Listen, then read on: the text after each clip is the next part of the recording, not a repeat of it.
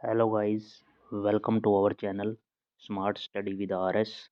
आज हम DSSB exam के वेरियस टीजीटी और अदर एग्ज़ाम के पीवाईक्यू डिस्कस करने जा रहे हैं। जीके जीएस के स्पेशली इसमें क्वेश्चन रहेंगे, तो पीवाईक्यू हम डिस्कस कर रहे हैं। जैसा कि पहला क्वेश्चन है कि निम्नलिखित में किस युद्ध के बाद यानडाबू की संधि पर हस्ताक्षर किए गए थे।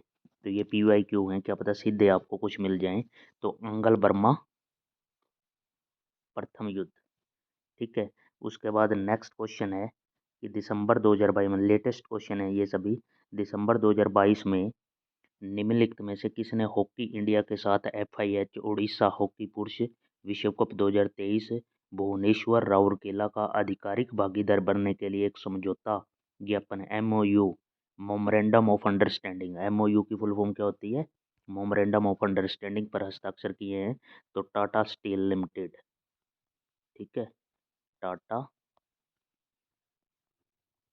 स्टील लिमिटेड ने, एलटीडी ने हस्ताक्षर किए हैं उड़ीसा के अंदर जो विश्व कप हुआ है। उसके बाद नेक्स्ट क्वेश्चन है, जुलाई जुलाई 2022 में फार्मास्यूटिकल क्षेत्र में सूक्ष्म लघु व मध्यम उद्योगों एमएसएमई को मजबूत करने की शुरू करने के लिए सरकारी योजनाओं में निम्नलिखित में कौन सी योजनाएं शामिल नहीं है। तो इसमें ऑप्शन नंबर 4 हो जाएगा। यह योजना औषधि संवर्धन और विकास योजना, ये शामिल नहीं है।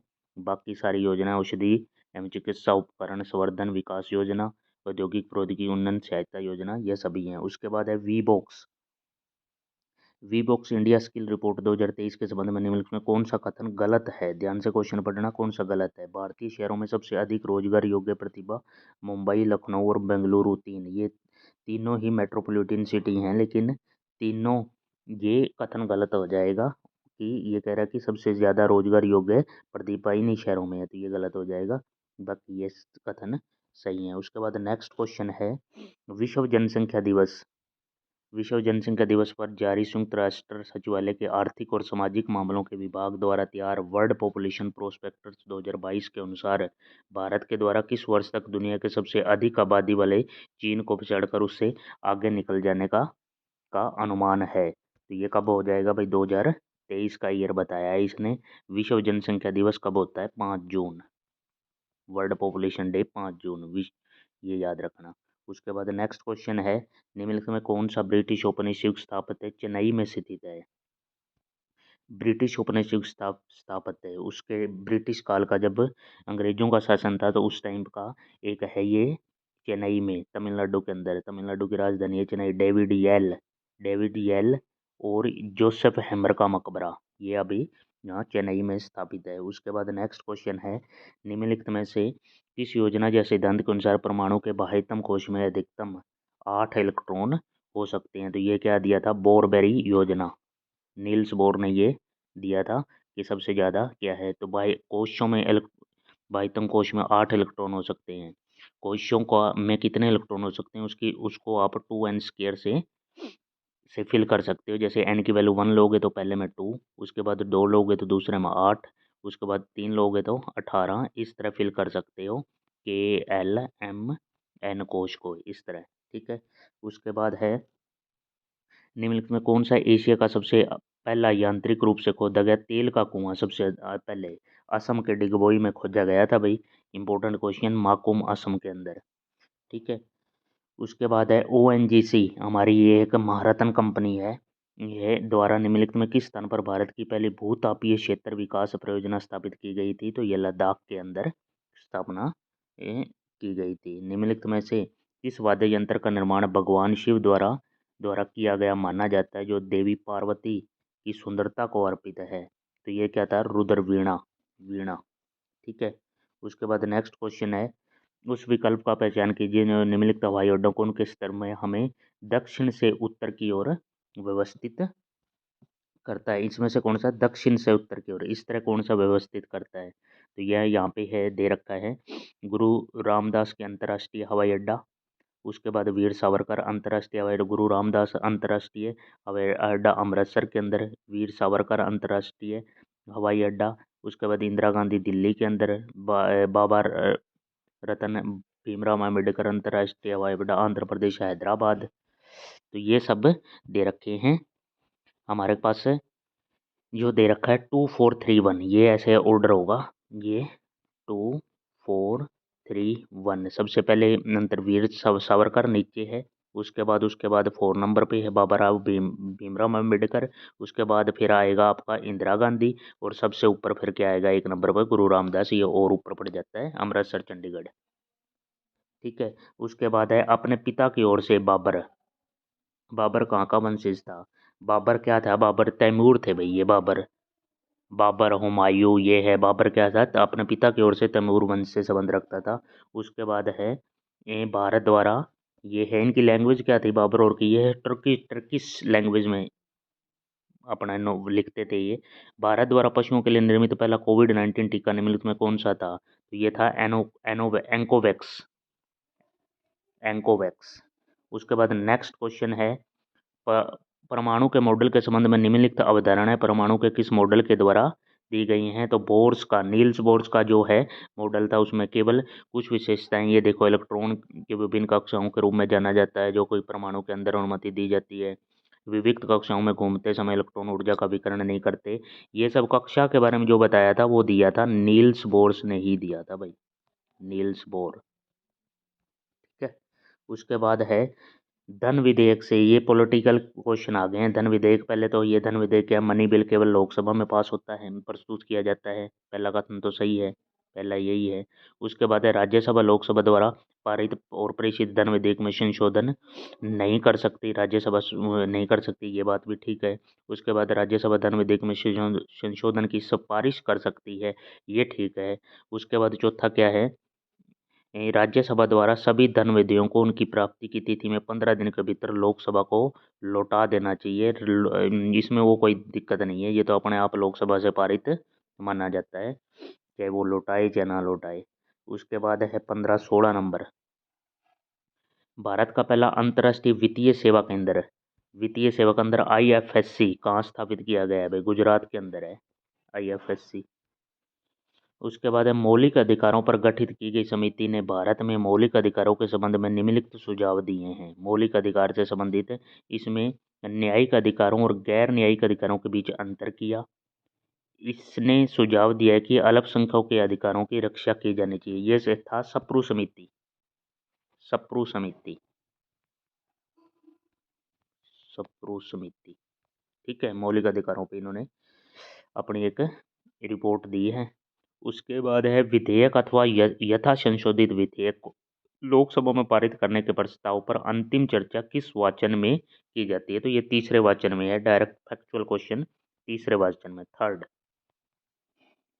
उसके बाद नेक्स्ट है 19वीं शताब्दी में तंजावुर चौकड़ी के रूप में प्रसिद्ध 4 भाइयों पोन्या, चिन्या, शिवानंदम और वेलु द्वारा निम्नलिखित में किस नृत्य रूप में वर्तमान प्रारूप और उसकी संगीत रचनाओं के महत्वपूर्ण भागों की रचना की गई है? तो ये है भरतनाट्यम। नाम ही ऐसे थे, तमिलनाडु का ये है भरतनाट्यम है। कुचिपुड़ी केरल का है, मणिपुरी मणिपुर का है, उड़ीसी उड़ीसा का है। तो एक्स्ट्रा फैक्ट भी आपको बताता चलूंगा मैं जो भी ऑप्शन के साथ हैं। अगस्त 2022 में सामाजिक न्याय और अधिकारिता मंत्रालय ने ट्रांसजेंडर व्यक्तियों का चिकित्सा पैकेज प्रदान करने के लिए निम्नलिखित में किस संगठन या प्राधिकरण के साथ समझौता ज्ञापन पर हस्ताक्षर किए हैं? तो ये किए हैं NHA, राष्ट्रीय स्वास्थ्य प्राधिकरण, जो हमारा NHA है उसके साथ। ऑप्शन नंबर फर्स्ट, NHA, जिसके साथ ट्रांसजेंडरों के स्वास्थ्य के लिए किया है। आगे ये कुछ मैथ के क्वेश्चन है। मैथ की सीरीज तो हमारी अलग से सुपर सीरीज चल ही रही है। मैं यहाँ पे जीके के PYQ बता देता हूँ आपको कहाँ से कैसे आ रहे हैं क्वेश्चन। ये सब मैथ के क्वेश्चन है।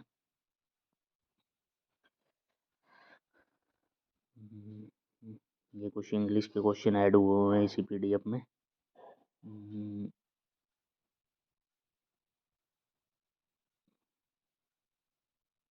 ये कुछ हिंदी के हैं।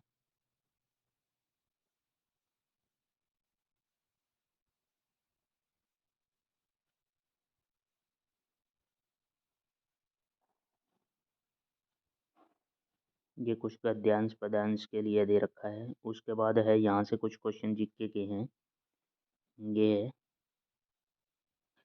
ये क्वेश्चन है कि वृद्ध वयस्क के लिए आहार मार्गदर्शक पिरामिड के लिए वृद्धों के लिए जो आहार मार्गदर्शक पिरामिड है हमारा, उसमें क्या है, निम्नलिखित में क्या होता है? तो उसके अंदर है ये वसा, फैट पे। ठीक है, शीर्ष पर क्या होता है, ऊपर ऊपर क्या होता है, फैट। उसके बाद है किशोरावस्था के दौरान आहार संबंधी व्यवहार के बारे में निम्नलिखित में कौन सा कथन गलत है? तो ये आपको, ये थोड़े सिंपल क्वेश्चन आ गए हैं, आपको यहाँ पे पता लग जाएगा कि प्रतिदिन औसत आहार का एक संतुलित आहार और उसके साथ 3 पौष्टिक स्नैक्स, ये कथन गलत है, ऐसा कुछ नहीं है किशोरावस्था में। उसके बाद है मानव संसाधन प्रबंधन प्रबंधन HRM कार्यों में निम्नलिखित में कौन सा सम्मिलित नहीं होता? लागत नियंत्रण, ये इकोनॉमिक्स का क्वेश्चन है, लागत नियंत्रण इसके अंदर नहीं आता। निम्नलिखित में कौन सी औषधि हिस्टामाइन अवरोधक के रूप में प्रयोग की जाती है? ये है हिस्टामाइन अवरोधक के रूप में, तो ये क्या हो जाएगा, रेंटिडीन, रेंटिडीन। उसके बाद है शैशवावस्था के दौरान सबकी भावना धीरे धीरे उभरती है और आत्म छवि की पहचान 18 माह की आयु के आसपास होती है, 18 माह। उसके बाद है the capacity to acquire and apply knowledge is intelligence. उसके बाद है प्राकृतिक रबड़, जो नेचुरल रबड़ होता है, नेचुरल रबड़ के संबंध में कौन सा कथन सही है? ये क्या है, इसमें बेकेलाइट का, ये गलत है। आइसोप्रीन प्राकृतिक का एक मोनोमर होता है, इसके अंदर क्या है, प्राकृतिक रबड़ के अंदर आइसोप्रीन, आइसोप्रीन प्रीन की कई मोनोमर यूनिट जुड़ के प्राकृतिक रबड़ का निर्माण करते हैं। निम्नलिखित में क्या किसी कर्मचारी की उसकी दक्षता में सुधार करने में सहायक होती है? प्रशिक्षण, अलग अलग ट्रेनिंग होती है।